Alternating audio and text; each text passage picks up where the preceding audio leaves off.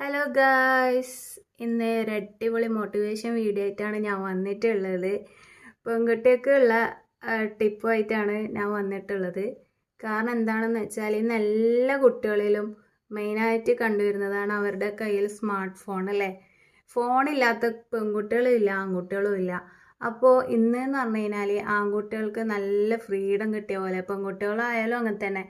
ഇപ്പോൾ ആരും ഫാമിലീസൊന്നും അറിയാണ്ടുള്ള Prem, chat, call അങ്ങനെയല്ലേ ഇപ്പോൾ കണ്ടുവരുന്നത്.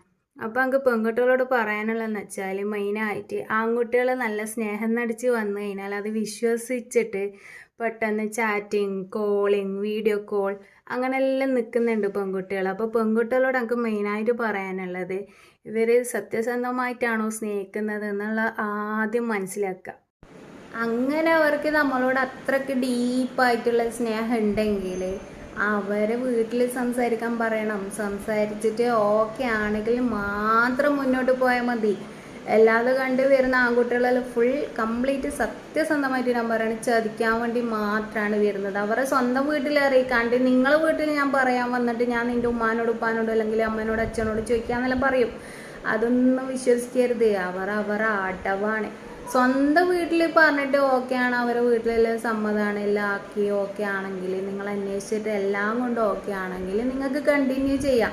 കാരണം നമ്മൾ ഡീപ്പായിട്ട് സ്നേഹിക്കുന്ന റിയൽ ആയിട്ട് ഇഷ്ടപ്പെട്ട് വരുന്നവരുണ്ട്, ഇല്ലയെന്ന് ഞാൻ പറയില്ല. അതുകൊണ്ടാണ് ഞാൻ പറയുന്നത് പെൺകുട്ടികളെ നമ്മളെപ്പോഴും സംരക്ഷിക്കണം. അല്ലെങ്കിൽ എല്ലാവരും എന്താ പറയുക, പൂവുള്ള തേനുള്ള പൂവിൽ തേനീച്ചകൾ വരും എന്ന് പറയുന്ന മാതിരി തേൻ കുടിക്കാൻ എല്ലാവരും വരും. അത് നമ്മളെപ്പോഴും കെയർ ചെയ്യുക. എനിക്ക് അത്രേ പറയാനുള്ളൂ. പിന്നെ ലാസ്റ്റ് ചതിക്കുഴിയിൽ വീണിട്ട് ഞരമ്പ് കട്ട് ചെയ്യാൻ പോയി, മരിക്കാൻ പോയി, അങ്ങനെ ഇങ്ങനെ സ്വന്തം വീട്ടുകാർ പോലും ഇതൊന്നും അറിയുന്നുണ്ടാവില്ല. അതുകൊണ്ട് നമ്മളെപ്പോഴും സംരക്ഷിക്കുക. കണ്ട ആൾക്കാർ മുഞ്ചുള്ള ആമ്പിളറൊന്നും പറയുന്നത് സത്യസന്ധമാണെന്ന് വിശ്വസിക്കരുത്. മുഞ്ചെന്നല്ല, എല്ലാ ആൺകുട്ടികളും അതുപോലെ പെൺകുട്ടികളും വരുന്നുണ്ട് ചതിക്കാൻ വേണ്ടിയിട്ട്. അതുകൊണ്ട് എല്ലാവരും അപ്പുറം ഇപ്പുറമായാലും നമ്മൾ സ്വയം നമ്മളെ ലൈഫ് എപ്പോഴും കെയർ ചെയ്യുക. എനിക്ക് ഇത്രേ പറയാനുള്ളൂ. അതുകൊണ്ട് നമ്മളെ സ്വന്തം ശരീരവും നമ്മളെ ജീവിതവും നമ്മൾ തന്നെ കെയർ ചെയ്യുക. ആരും ഉണ്ടാവില്ല. പിന്നെ എന്താണെന്ന് വെച്ചാൽ നിങ്ങൾ വിചാരിക്കുന്നുണ്ടാവും ഇതെല്ലാം ഇങ്ങനെ ഇവള് പറയുന്നുണ്ടല്ലോ, എന്തെങ്കിലും അനുഭവം കിട്ടിയോ, തേപ്പ് കിട്ടിയോ എന്നെല്ലാം വിചാരിക്കുന്ന ആൾക്കാരുണ്ടാവും.